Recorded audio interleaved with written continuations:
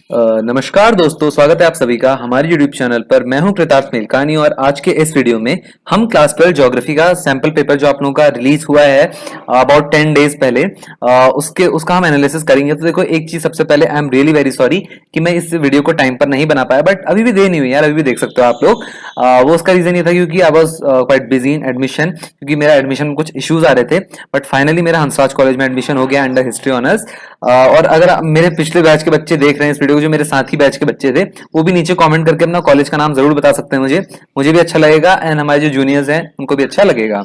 तो देखो, सबसे पहले ज्योग्राफी के पेपर में सबसे पहली चीज, 3 घंटे का पेपर होता है, 70 मार्क्स का पेपर होता है, 30 मार्क्स का प्रैक्टिकल होता है आप लोगों का। अब प्लीज कमेंट करके नीचे ये मत पूछना कि सर हमारे प्रैक्टिकल होंगे या नहीं होंगे, क्योंकि हमारे टीचर्स करे नहीं होंगे। तो देखो, ऐसी कोई भी इंफॉर्मेशन होगी तो सीबीएसई आप लोगों को बता देगा एक बार। ऐसा नहीं होगा कि यार आप आज ज्योग्राफी के लिए पढ़ने, कल आपका प्रैक्टिकल होगा। तो इन चीजों पे जो र्यूमर्स वगैरह, इन पे विश्वास मत कीजिए। अभी जो 50% सिलेबस रिडक्शन वाला आया था, उस पर सीबीएसई ने क्लियरली कहा है कि वो अभी कोई प्लान नहीं कर रहे हैं सिलेबस कम करने पर हाँ, उन्होंने ये भी कहा है कि हम जो स्कूल्स हैं, उनके हेड्स हैं, हम उस पर उनसे पूछ रहे हैं कि क्या हम ऐसा कर सकते हैं। मतलब अभी उस पे काम चल रहा है। मतलब ऐसा नहीं है कि 50% होगा ही होगा, बहुत कम चांसेस है, क्योंकि देखो 30% रिड्यूस ऑलरेडी हो चुका है। सीबीएसई सैंपल पेपर आप लोगों को रिलीज कर चुका है, तो बहुत कम चांसेस है कि सीबीएसई 50% रिड्यूस करे। और करे भी तो प्लीज आप कमेंट करके ये मत कहिएगा कि आपने बोला था कि सर नहीं करेगा सीबीएसई, पर सीबीएसई ने कर दिया। तो देखो, मैं कह रहा हूं कर सकता है, बट चांसेस बहुत कम है। तो सेक्शन ए की मैं बात करूं तो देखो, इस साल कुछ चेंजेस हैं पेपर में आप लोगों के, तो वीडियो को जरूर देखना।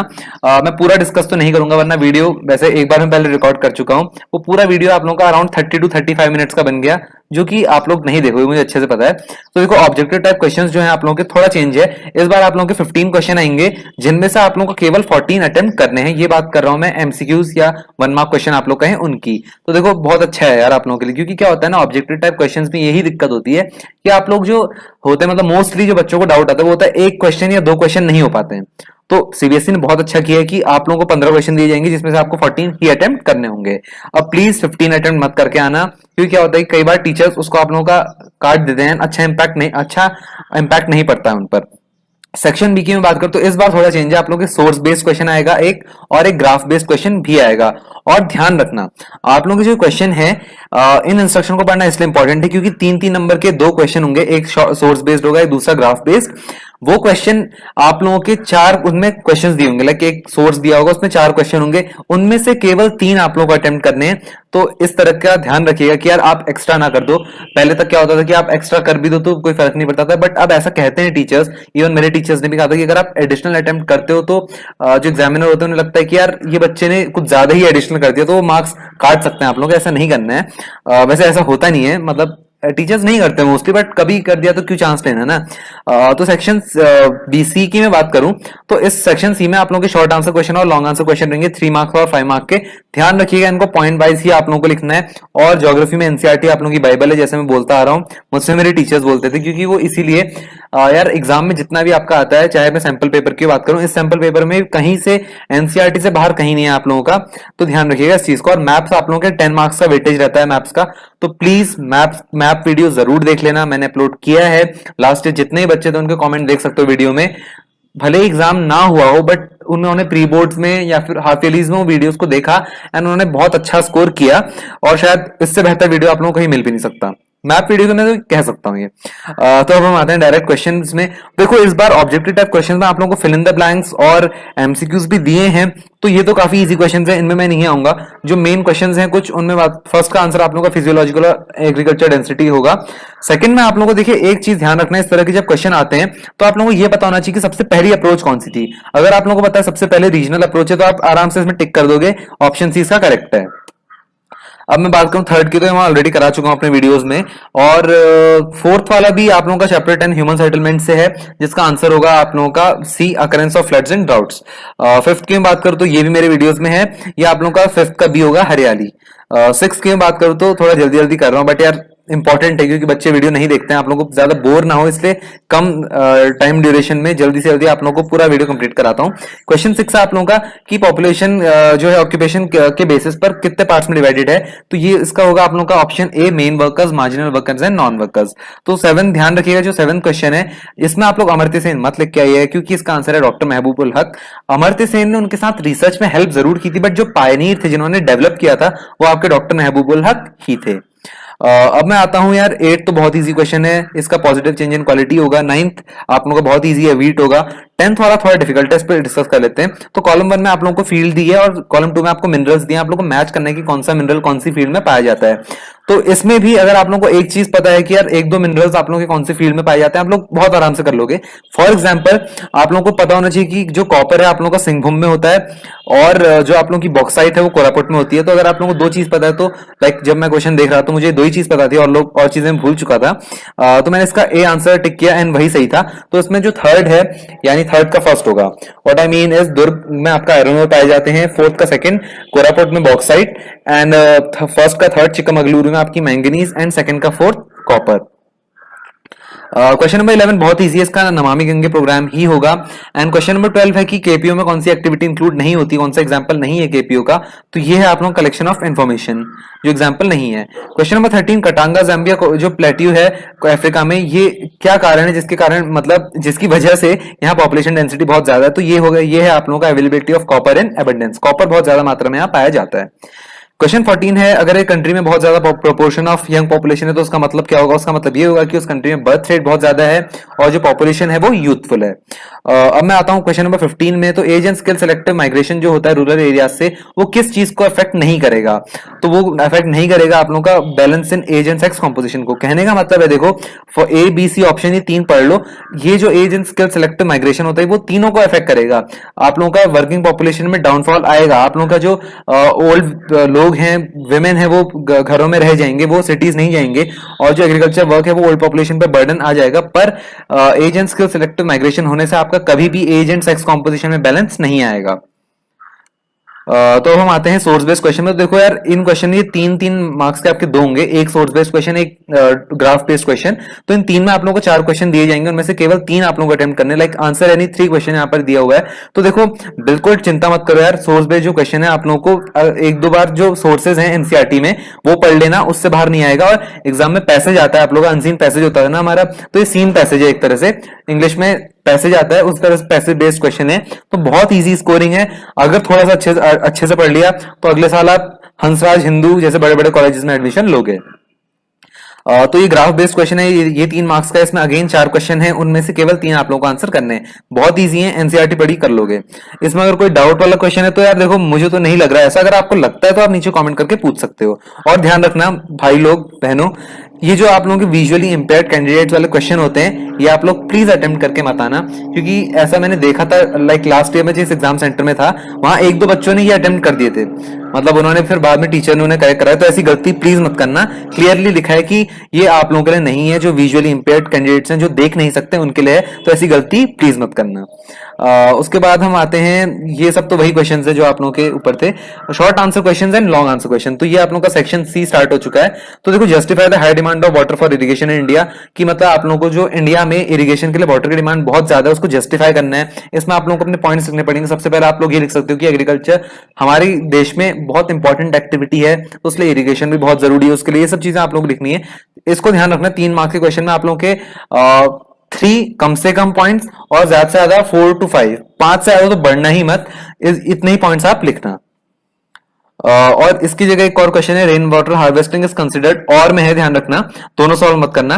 Rain water harvesting is considered as a low cost and eco friendly technique of preserving water resources justify. तो इसमें आप लोग बता सकते हो कि रेन वाटर हार्वेस्टिंग किस तरह से एक लो कॉस्ट है। मतलब सबसे पहले तो एक यार हर कोई इसे प्रैक्टिस कर सकता है, ऐसा नहीं है कि अमीर लोग इसे प्रैक्टिस कर सकते हैं गरीब नहीं कर सकते, ऐसा उसमें रिच एंड पुअर का भी कोई डिफरेंस नहीं है, सब लोग इसे प्रैक्टिस कर सकते हैं, तो इसलिए भी ये इंपॉर्टेंट है और इसको आप जस्टिफाई ऐसे कर लेना।